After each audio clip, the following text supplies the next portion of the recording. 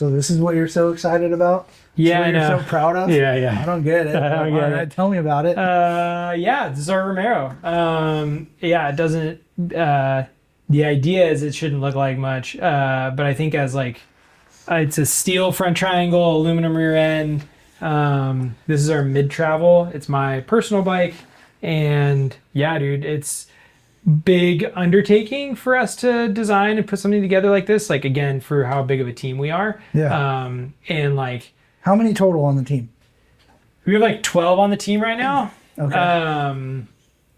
12 total, and yeah, we all wear a lot of hats. I mean, we do everything. We do all the sales, we do all the procurement, we weld everything, we paint everything, we build everything, market everything. You do the whole. We're fully vertically integrated. That's but yeah, 3VO suspension. So it's an aluminum 6061 rear end. So we bend and cut all that stuff here in house, and then we send it out for heat treat. Yeah, so we have the lower kind of like shock tower here. So on the medium travel, it's a little higher. On the longer travel, that shock tower comes down a little bit more. So what's a long travel 160? Yeah, it's a 170, 160. Okay. And then we have this one, which is 150, 140. It's like perfect for daily driver task. I think the medium travel is definitely the one everybody's looking for. It's been by far the better seller. We have some modularity to it. So with a 185/55 shock, you get 140 mils of travel with our long dropouts on there, and you can run a shorter dropout, get slightly less travel. And then you could play with stroke length. So you can go 52.5. You can get different. We wanted to build some modularity into these so people could play around with how much travel they're getting. We have a geo chart that we're putting together. It's going to be on the website.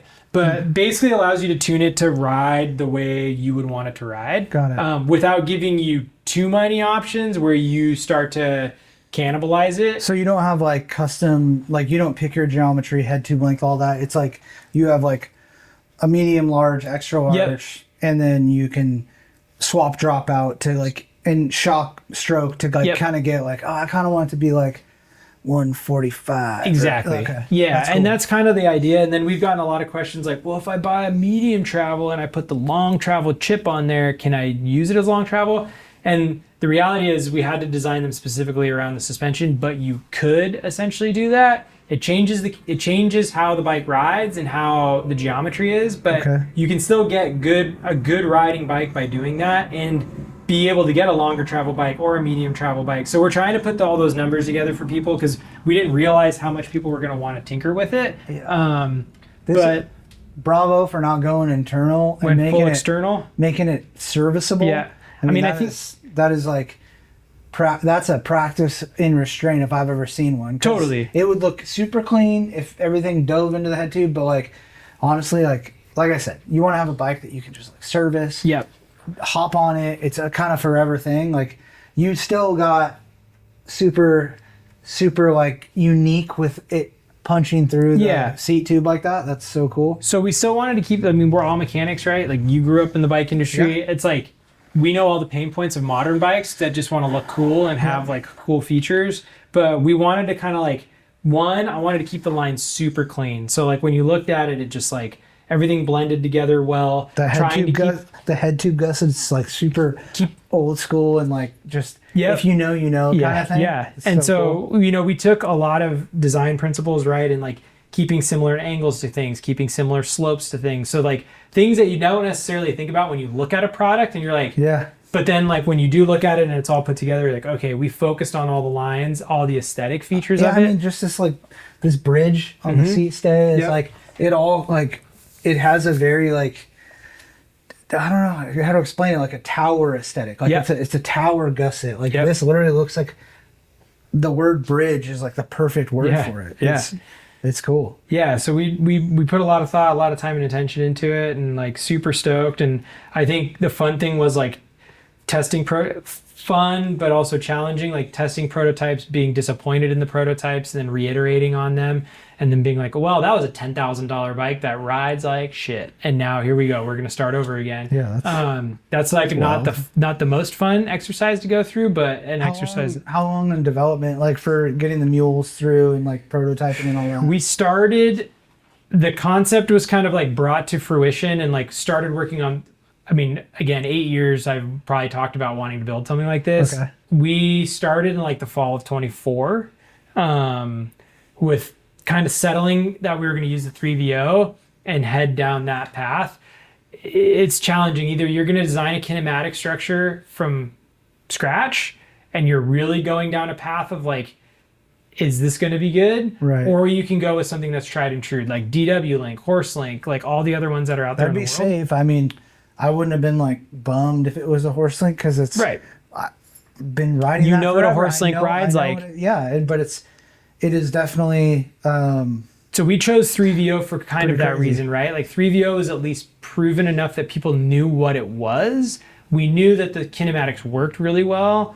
There is another bike company that uses it, but they're not as big as some of the big players. Okay. So we knew that like it worked, but how do we get there? But we also didn't want to do a horse link or a DW link or a VPP or something else that everybody's already done. So how do we do it? How do we offer something different, but still play in the same boat?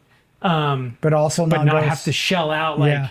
But not go so ego that you came up with your own new kooky thing. Well, because then you got to explain to everybody about it. It's like, hey, I'm Aaron Stinner. You've never heard of me before, but I just designed this kinematic. Check out the 101. Yeah, exactly. It's always locked up. It's the 805. We call it the Caltrans. Yeah. The gridlock. So it definitely gave us, like, we got to clear that hurdle with the suspension platform. At least it was, like, known enough. But I will say, like, people still want to experience, like, not very many people have ridden a steel full suspension bike, so they want to know what it feels like. And I haven't ridden that suspension platform. Yeah. So I'm like pretty hot to trot to get on one of these things and take it for a rip. Let's get it on the rack. Let's go check it out. So I mean, it's like approach on this thing was keep it modern, but also don't forget your roots of Totally. knowing what a real mountain bike should be like. I mean, it's like anything. I mean, why did you guys build the rack the way you guys built it? Just wasn't happy. Yeah. Not to say there isn't a good bike rack in the world, but wasn't happy with what we were doing. A lot of off-road trips, a lot of camping, and rear access was like priority one. Yeah. As you can see, this is like my tow rig, family rig in process. It's a stock Super Duty with a GFC camper on it. Sick. But the ethos of the bike rack was really, we wanted something that could support modern bikes. So we started with payload, Ramble rack tray, 150 pound load capacity. Yeah. Which is like a Suron without a battery. I was gonna say Super 73s, whatever. This pivot was kind of like a boutique thing that we did. We offered it because we designed the rack around swing outs. That's what we do. Yeah. So with the rack itself, we wanted high load capacity, rebuildable, fully made in the USA. Yeah. And to support slacker head tube, like modern bikes. Yeah. So most bike racks were designed around bikes that were designed 20, 30 years ago. Yeah. 26-inch wheels. Right. 70 plus head tube angles. Yeah. Really short wheelbase. So our racks were designed around supporting a double extra large geometron without being long, like so long that it would be goofy. Yeah.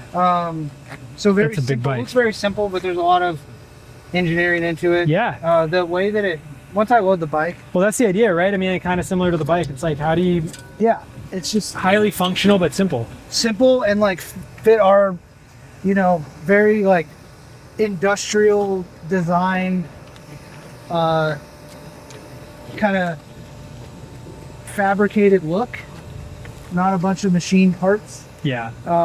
Or just overdone because we can do it. Yep. But the idea here is this clamps directly over the front wheels axle. Awesome. So it gets rid of all that bike movement, that twist. So when you do this, your fork is just compressing. It's awesome. Your bike isn't just slapping. Well, and it's not like half all of them, like the arm is like down here. Exactly. So it's like hitting the frame, rubbing paint off. Like all that no stuff. fork contact, no frame contact, it's tire contact. But as you can see, I can like really clamp this thing down. Yeah. And what it's doing, it's forcing that wheel into that wheel cup. Yeah. So we actually, this is our VertLock technology, so it's Sick. patented. Really? So yeah. That's awesome.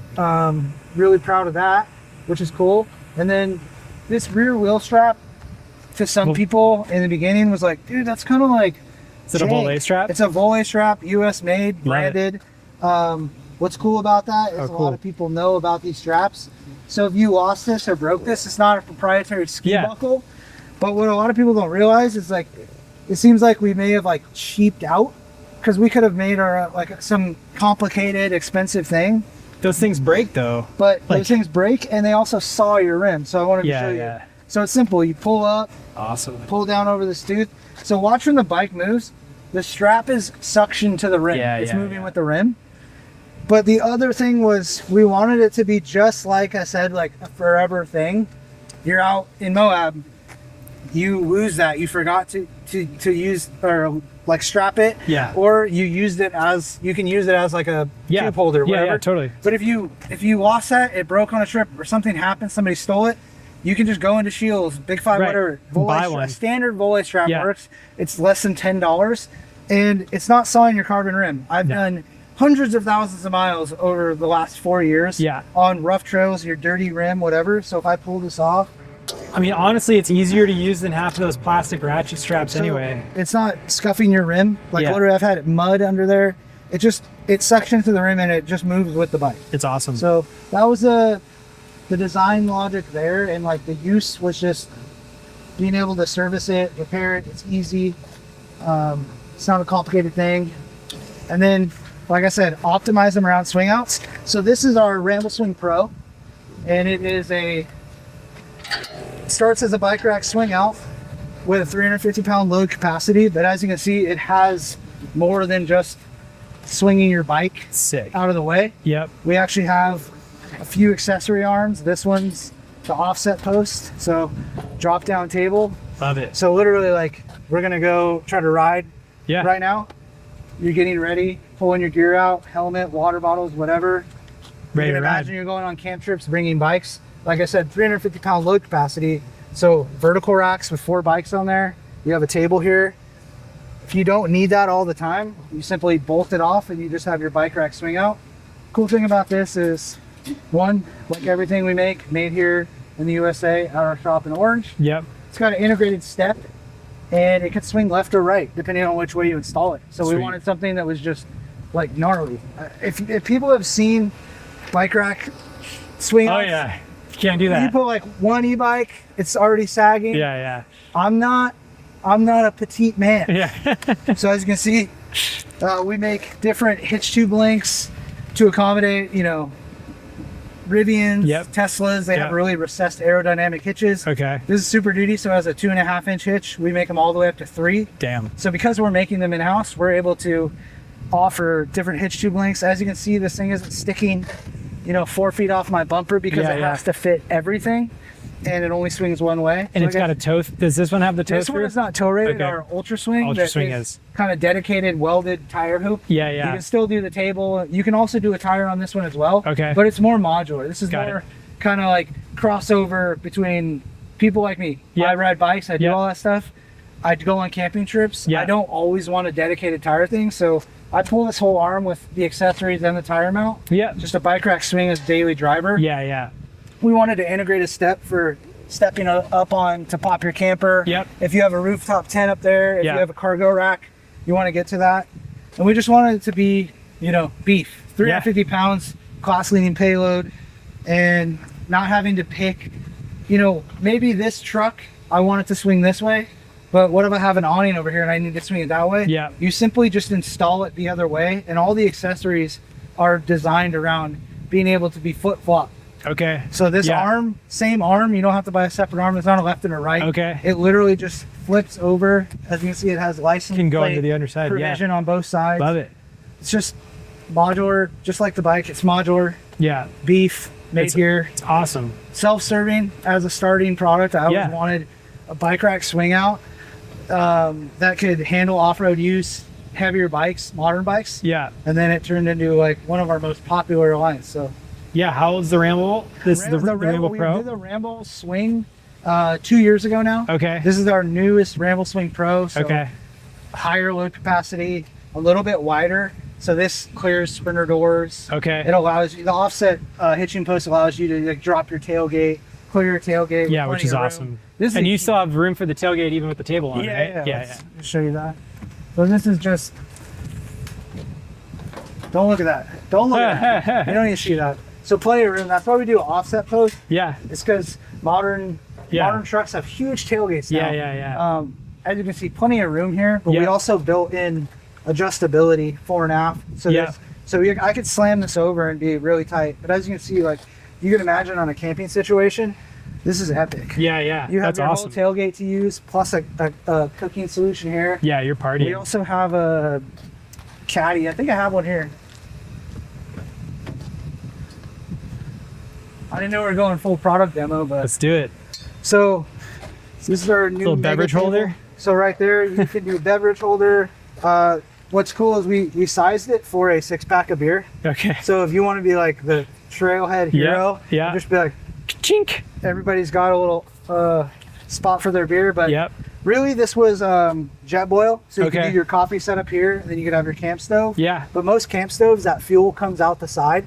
So you put your propane tank here, and then your dual burner goes there, and then you can still do your coffee. Right here, I get all the like pre-pro stuff. So the production one of this has knife slots. So when you have knife slots here, but what's cool about this shelf is I call it the utility shelf. You see this little pad right here? Yep. So you usually have Dometic water tank right here with a faucet. So you can have running water, powered water. That's awesome. Out there. And then this right here acts as like your spice rack. So it's just a nice, you just like put another stuff shelf. like your phone. Yeah. It's just really nice. Aluminum, stainless. So if you wanted to flat mount this, drill your extra holes for mounting like shovels to the back of it, it's not going to rust. We also built in provisions. There's a billet water bottle opener that you can put on each side. Sick. So it's just like little stuff like. Love it. We go camping a lot. We did kind of size it, so you could, if you wanted to, stow that caddy in there. There you go. So we're gonna like do a little like rubber trim. Little strap. So it's just all in there, which is cool. And that's it. It's awesome, dude.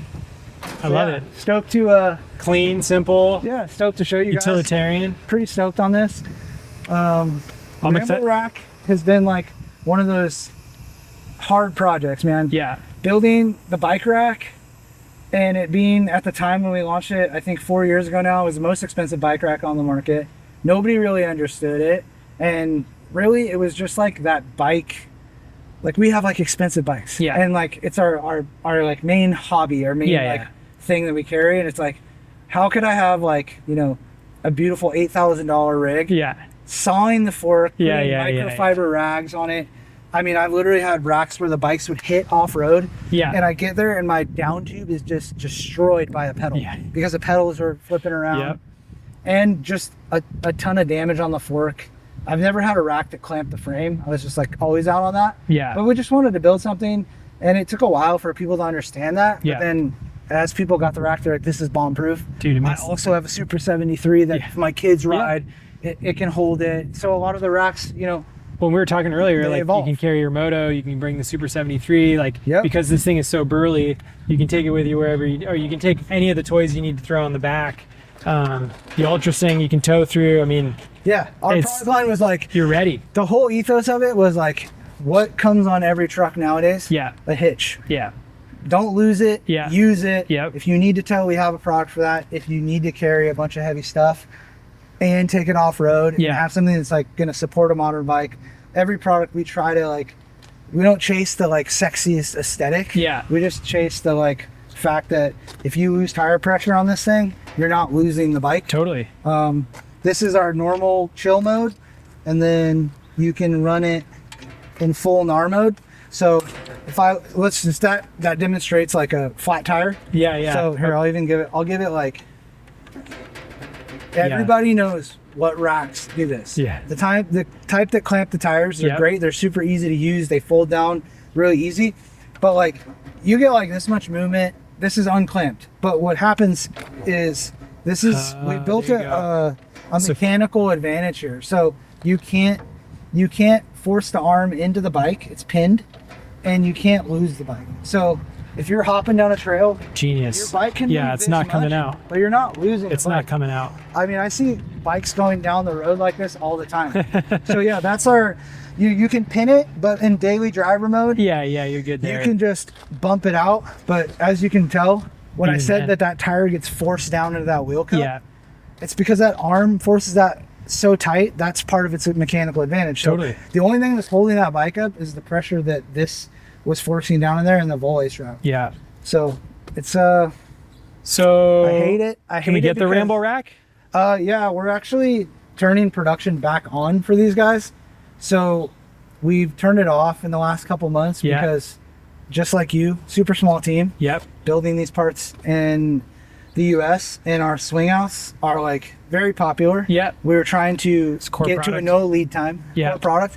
So we're no lead time on those. We're Yeah. no lead time on Ultra Swing. Yeah. And that's because we decided to make the conscious decision To focus. Let's pause production Yeah. on this rack because it was lower volume, and it was also the most complicated thing for us to build with all this spring mechanism, Yeah. custom spring, all these machine parts in here to make it work really well. It's just a lot of work, and we're a small team. Yeah. So we had to just like be like, hey, let's be mature here. We can pause this for a minute. Yeah. Let's get to a healthier place, get our core product going. Let's launch this table, which isn't out yet. So And sneak come peek back. on that. Yeah. But yeah, we're actively building parts to Sweet. get the Ramble rack back online. So Heck yeah. stoked to show it to you, Yeah, and dude. hopefully we can get you one of these. I'm ready to pretty put one on the truck for sure. soon. Yeah. So it's that's it. That's kinda Rad. what we're doing, dude. I'm stoked that I got to stop by the shop, Yeah, dude. Kinda- Thanks for coming by. get a little. You can lift the veil for us. Yeah, And yeah. I could show you kinda- behind the curtain a little bit for sure. Kind of a goat in the industry, so it's cool to be Yeah. able to kind of bump shoulders with the boy. Well, I appreciate that. But dude. it was cool for you and I to finally meet. That was Yeah, I've been just looking through the window. Like, dude, that guy's doing some cool well. stuff. We've known each other and like been like literally just like chasing each other around in circles. We got a lot of friends in common, and Yeah, totally. I've always loved seeing what you guys are doing, and like again, fighting the good fight. It's like kindred spirits for sure. Like I know what you guys are going through. You guys I know what we're going through, and it's cool to be, cool to be able to tell each other's stories Yeah, because dude, thanks. there's not a lot of people that we can jam together and like get to understand where the other person comes from. And 100%. it's been a lot of fun. Thanks for coming Good. by, dude. Thanks, dude. Yeah, Appreciate it. yeah. See ya. See ya.